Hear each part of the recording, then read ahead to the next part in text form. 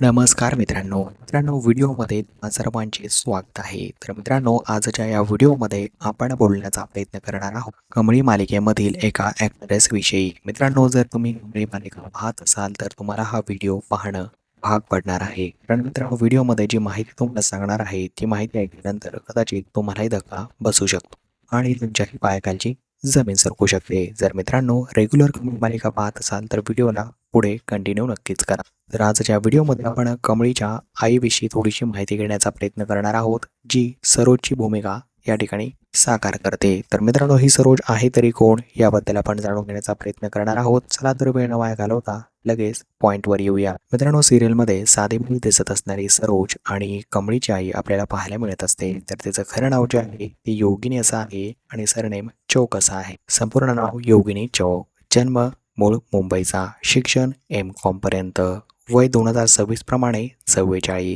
रिलिजनने ती एक हिंदू आहे आणि मित्रांनो तिचं मॅरिटल स्टेटस पाहिलं तर ती मॅरिड आहे आणि तिला 2 मुली देखील आहेत। लहानपणापासूनच योगिनीला प्रचंड अभिनयाची आवड होती। मित्रांनो, तिने दूरदर्शन वाहिनीपासून तिची खरी सुरुवात सिनेमासृष्टीमध्ये उतरण्यास केली होती आणि खूप सारे अवॉर्ड देखील विन केले होते। तथा ती नाटकांमध्ये देखील काम करत असते। जर मित्रांनो योगिनी म्हणजेच सरोजची ॲक्टिंग तुम्हाला कमळी मालिकेमध्ये आवडत असेल तर नक्कीच व्हिडिओला लाईक करू शकता आणि माहिती कशी वाटली हे कमेंटमध्ये विसरू नका।